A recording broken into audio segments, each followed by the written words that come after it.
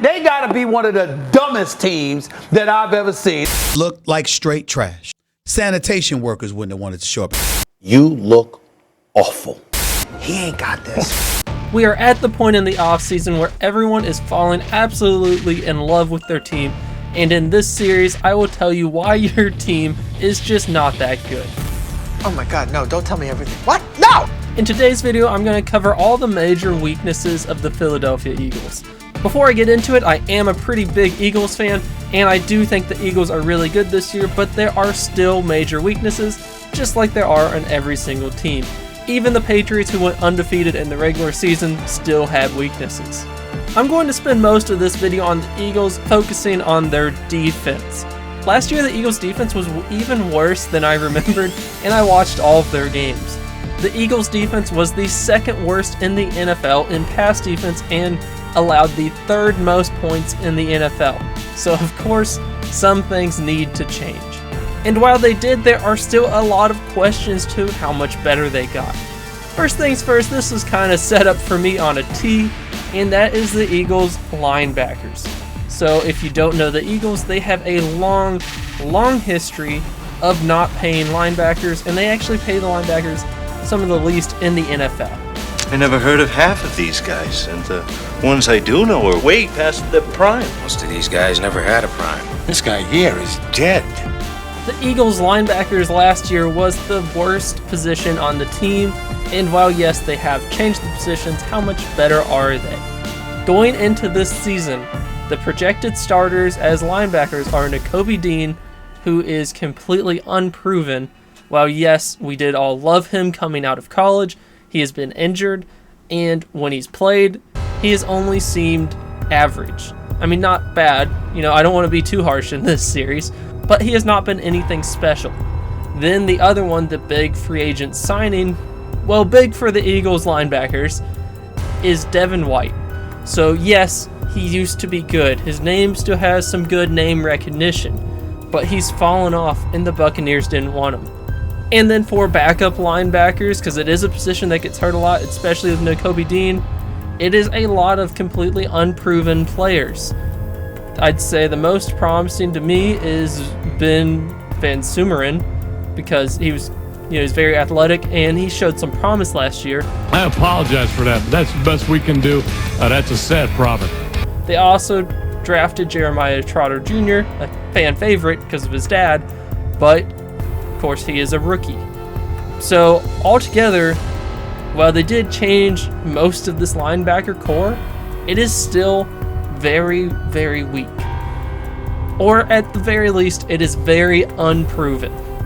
The second weakness of the Eagles is their defensive line, and yes, this is probably a shock to hear this, because the Eagles for years and years have had an elite defensive line. But when you lose Fletcher Cox and Hassan Reddick, I'd argue the two best players on the defense last year, you lose both of them in one off season. That is so much to replace. And to add on top of that, Josh Sweat had a very rough year last year, so we'll see if he can improve.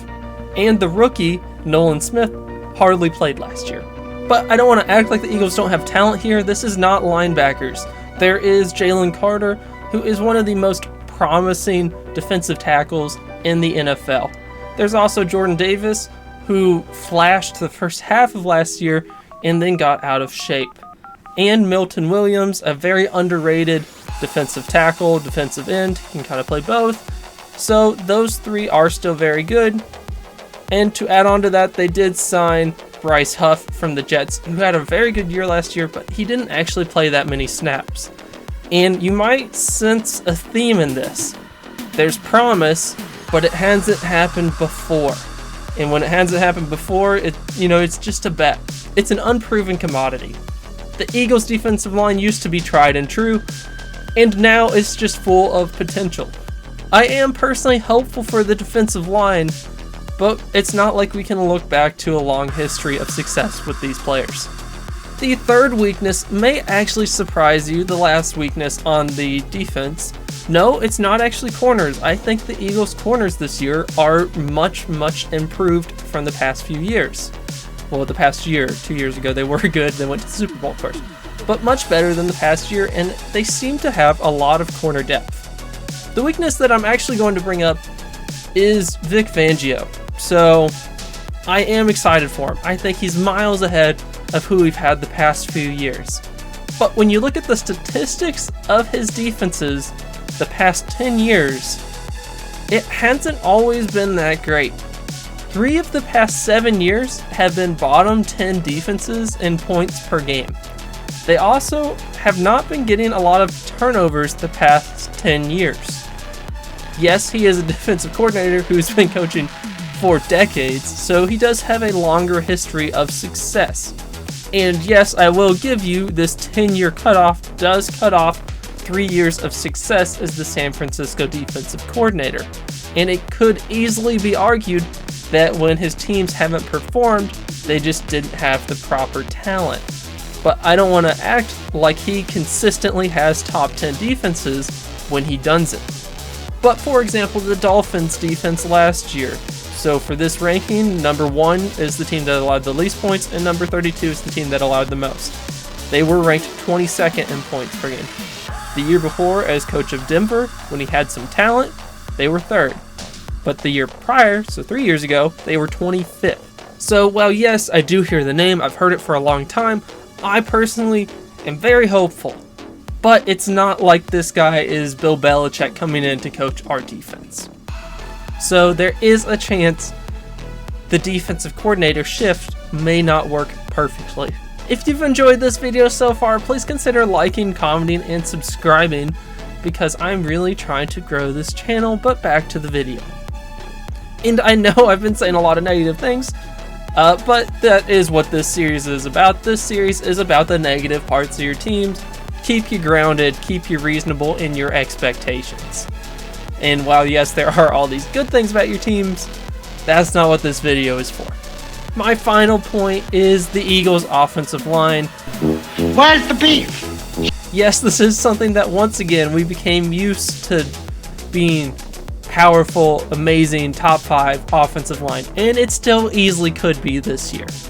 The Eagles still have Stoutland, they still have Lane Johnson, they still have Mailata, they still have plenty of talented guys, but they lost Jason Kelce, the quarterback of the offensive line.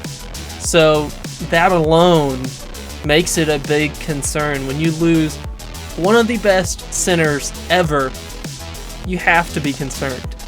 Yes, I do know the Eagles have prepared for this for years, and Cam Jurgens will likely be a very good center. Will he be Jason Kelce in year 1?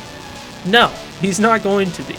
He may be more athletic, more strong, but he's not going to have the game smarts and the intelligence that Kelce had built up over a decade.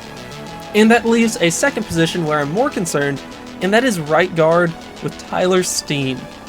Tyler Steen was drafted with a fairly high pick, not this draft, but the one before.